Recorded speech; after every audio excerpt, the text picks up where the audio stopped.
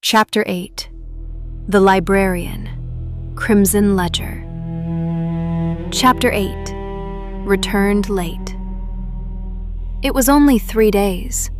That is what he said first. Not hello, not sorry, not good morning, just, it was only 3 days. He placed the book on the counter between us like evidence he expected dismissed. Paperback, crime novel, creased spine, coffee ring on the back cover, the corner of page 47 folded down. I looked at it, then at him. He smiled, a practiced smile, the kind men use when they believe charm is a receipt for leniency. "It got lost in the car," he said.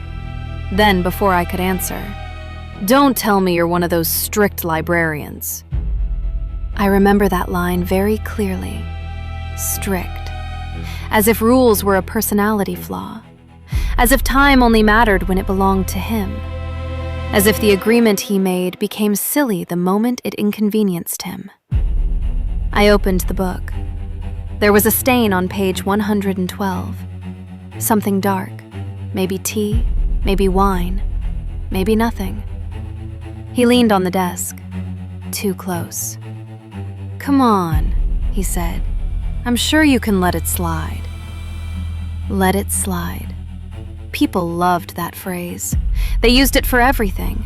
A late book, a broken promise, a hand where it should not be. A lie told so often it started wearing shoes around the house. Let it slide. As if consequence were rude. As if my job was not to remember. I typed his name into the system. He laughed. Not loudly. Worse. Softly. Like we both knew I was taking this too seriously. "You really are going to find me?" I said yes.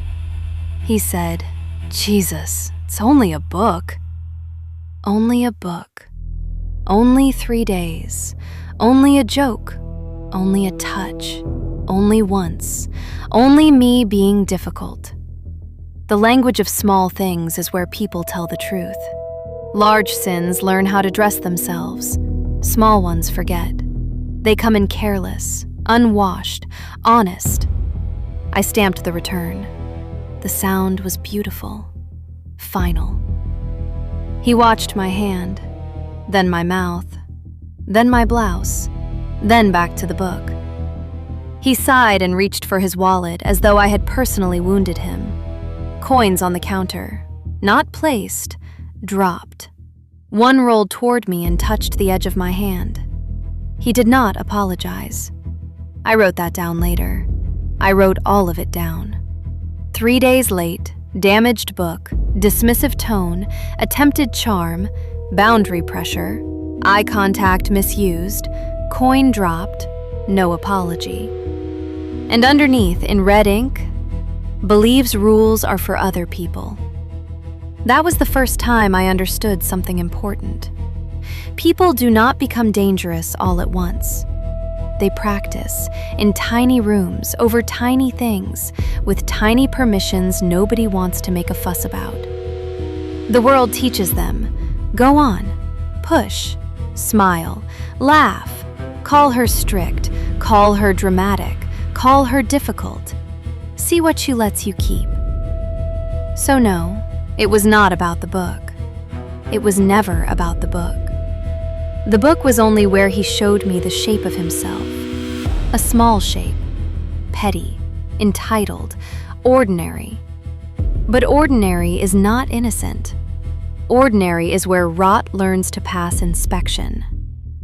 He left with his receipt folded in his pocket.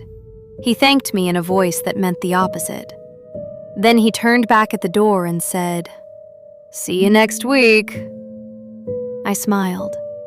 I still remember that smile. It was the first time it felt easy, not angry, not frightened, not wounded. Easy. Because by then I had learned to appreciate a man who made things clear. He returned the book late, so I returned the favor. Not that day, of course not. I was never careless.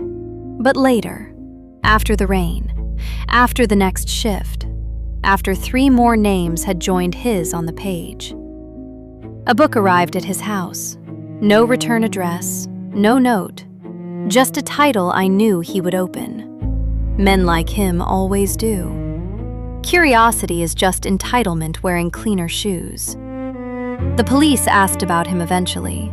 They always did, once enough people had vanished to make questions fashionable. I said he had been a patron, nothing more. Returned books late sometimes, a little rude, but harmless enough. They wrote that down. Harmless. I nearly laughed. That is the trouble with small things. No one believes they matter until they are standing beside a grave trying to explain when the first stone moved. He was 3 days late.